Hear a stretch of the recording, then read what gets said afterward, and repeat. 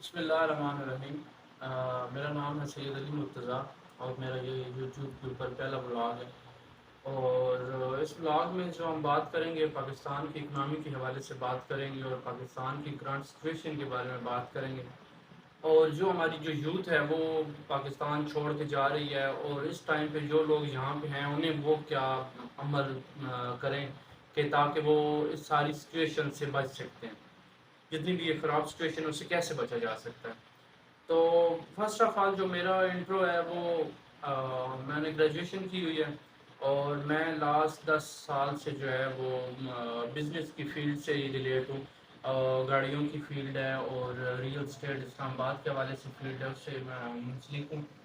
اور میرا جو بیسیکلی تھا مقصد وہ یہ تھا کہ کیسے یوتھ کو اویئرنیس دی جائے اس حوالے سے کہ ایز اے عام پاکستانی ہمیں کیا کچھ کرنا چاہیے۔ آپ کے سامنے ساری چیزیں ہیں کہ 2018 میں اور کیا حالات تھے پاکستان کے، اور 2023 میں کیا حالات ہیں، تو کیا سچویشن چل رہی ہے۔ 2018 میں کیا پرائسز چل رہی تھیں، گاڑیوں کی پرائس کہاں پہ تھی، پیٹرول کی پرائس کہاں پہ تھی، اور اس کے بعد جو انفلیشن آئی اور اس کی کیا پرسنٹیج تھی، آپ بخوبی واقف ہیں ساری چیزوں سے۔ اور 2023 میں آج کیا حالات ہو گئے ہیں کہ جب کہ ایک دن ہزاروں لوگ خودکشی کرنے پہ مجبور ہیں، اور ان کا کوئی پوچھنے والا نہیں ہے۔ جس کے پاس پیسے ہیں، جس کے پاس دولت ہے، جو اس ساری چیزوں کو فیس کر سکتا ہے، وہ تقریباً کوئی 5% یا 9% لوگ ہوں گے پاکستان میں۔ باقی مڈل کلاس طبقہ اور اس سے نیچے والا طبقہ وہ انتہائی بری حالت میں ہے، انتہائی بری حالت میں۔ آپ کو اندازہ میڈیا سے بھی ہو رہا ہوگا، اور آئے دن جو خودکشیاں ہو رہی ہیں، بھوک افلاس کی وجہ سے خودکشیاں ہو رہی ہیں۔ ایز عام پاکستانی ہمیں اپنی آواز بلند کرنی چاہیے، صرف یوٹیوب پہ نہیں، فیس بک پہ نہیں، انسٹا پہ نہیں، ہر پلیٹ فارم کے اوپر ہمیں اپنی آواز بلند کرنی چاہیے۔ اور باقی آپ سازش کہہ لیں یا ہماری بددیانتی کہہ لیں پاکستان کو چلانے میں، تو انتہائی کریٹیکل سچویشن میں ہے۔ جیسا کہ آپ کو پتہ ہے کہ کرونا کا سیکشن آیا تو بہت مشکل سے ملک کو جو ہے وہ چلایا گیا، اس کے بعد اسے رن کرنے کی کوشش کی گئی، لیکن پھر بھی وہ رن نہ ہوا۔ پھر اس کے بعد بہت بڑا لائف میں ایک عجیب سی چیز دیکھنے کو ملی، رجیم چینج، جب پی ایم خان کو ہٹا دیا گیا اور پی ڈی ایم حکومت، ایک انتہائی چبل سی حکومت کو لا کے ہم پہ مسلط کر دیا گیا۔ تو اس حوالے کے بعد پھر 9 مئی کا واقعہ ہو جانا، وہ پاکستان کی ہسٹری میں بہت بڑا واقعہ تھا، جبکہ جو کچھ شہر پسند عناصر تھے وہ آرمی پہ چڑھ دوڑے، اور آرمی کو اس ساری چیزوں میں انوالو کیا گیا۔ پھر آرمی کچھ خود انوالو ہوئی اور اس نے بتایا کہ یہ سارے سین ایسے ہیں، لیکن ایٹ دا اینڈ یہ ہوا کہ جو شہر پسند عناصر تھے انہیں سزائیں بھی ملی، اور پھر عمران خان کو سزا ہو جانا۔ اس میں جو مارکیٹ تھی وہ بالکل ڈاؤن سے ڈاؤن ڈاؤن ڈاؤن، اور ایٹ دا اینڈ اس پوزیشن پہ آ گئی کہ اب اکنامی جو ہے وہ اپنی آخری سانسیں جو ہے وہ لے رہی ہے۔ اور اب جو ریسنٹلی پرابلم چل رہی ہے بلز کی، اور وہ بتایا گیا ہے کہ 18,000 بل ہے، اور اس میں پھر یہ بھی بتایا گیا کہ 10,000 روپے جو ہے وہ اس مد میں آپ سے حکومت لے رہی ہے۔ اتنا آنکھوں دیکھا جو ہے وہ زہر جو ہے نا وہ نکلنے کی کوشش کروائی جا رہی ہے پاکستانیوں سے۔ تو ایز اے عام پاکستانی اس وجہ سے انتہائی شرم اور انتہائی جو ہے وہ رونے والے حالات ہوئے پڑے ہیں ہمیں، کہ پوری دنیا میں بھی، اور ہمارا جو پڑوسی ملک ہے وہ کچھ دن پہلے چاند پہ پہنچا ہے۔ پھر ایک نئی لسٹ جاری ہوئی تھی انڈیا کی کہ تقریباً ٹاپ 10 کمپنیز جو ہیں ان کے سی ای اوز جو ہیں وہ انڈیا کے ہیں، اور مطلب کہ ہم صرف بارڈر کی جنگ لڑتے رہتے ہیں ان کے ساتھ، کبھی اکنامی کی جنگ نہیں لڑی ہم نے۔ اور اس سائڈ پہ اگر دیکھا جائے تو ایران کی اکنامی آپ دیکھ سکتے ہیں کہ کتنی پاورفل اکنامی ہے ایران۔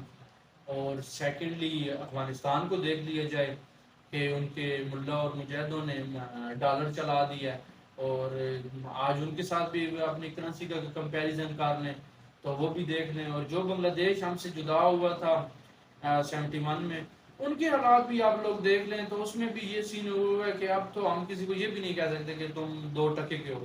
اس میں بھی ہے کہ اب تو پاکستانی جو روپیز ہیں وہ اتنے گر چکے ہیں کہ ٹکا اوپر ہے آج کل. خیر، اور پھر اسی سچویشن میں اگر آگے چلتے جائیں تو پی ٹی آئی کو فل ڈسٹروائے کر دیا گیا. پی ٹی آئی کا نام لینے والا بھی کوئی نہیں رہا. اور پھر اس کے بعد جو اوورسیز پاکستانی ہیں وہ کچھ پی ٹی آئی کو لے کے چل رہے ہیں، اور پی ایم خان کو بھی جو ہے وہ جیل کی نظر کر دیا گیا.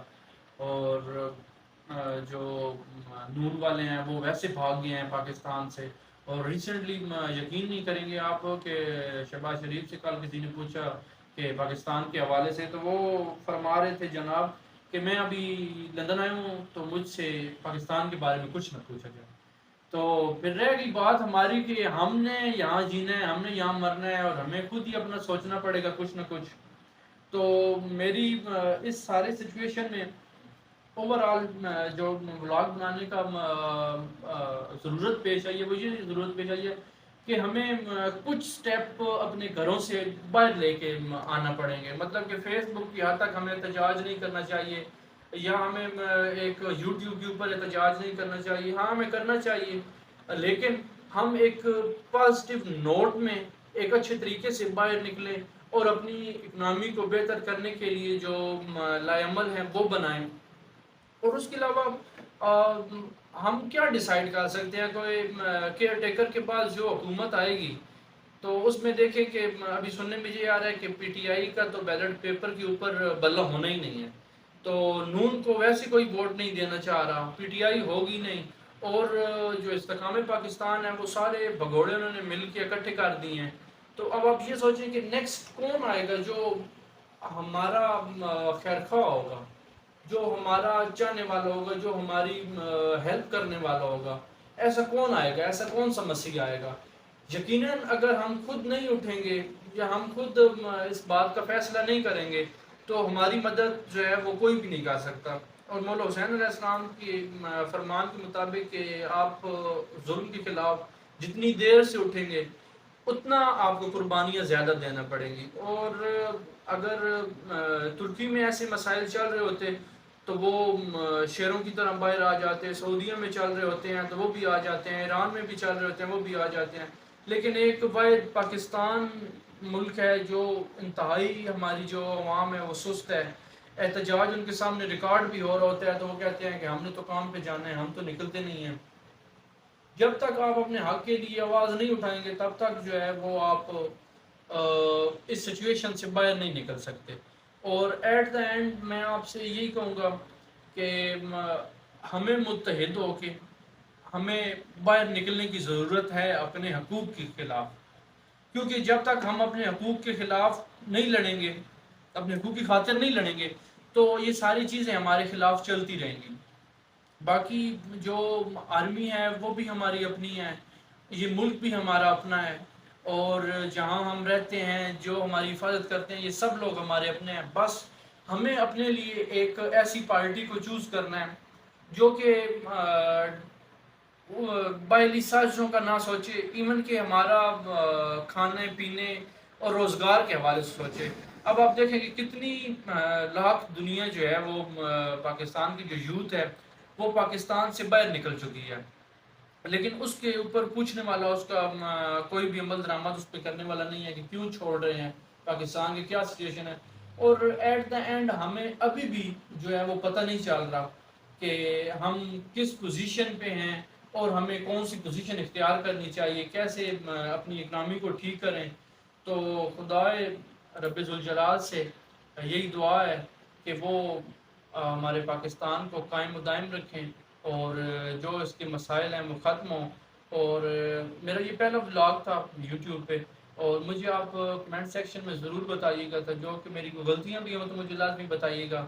اور اس حوالے سے جو بھی آپ کے ٹاپکس ہوں وہ مجھے مینشن کیجیے گا کمنٹس میں، اور ان ٹاپکس پہ بات ہوتی رہے گی. اور انشاءاللہ میں بھی کچھ نئے ٹاپک نیکسٹ ولاگ میں لے کے آؤں گا جو پاکستان کے حوالے سے ہوں گے اور پاکستانی عوام کے حوالے سے ہوں گے.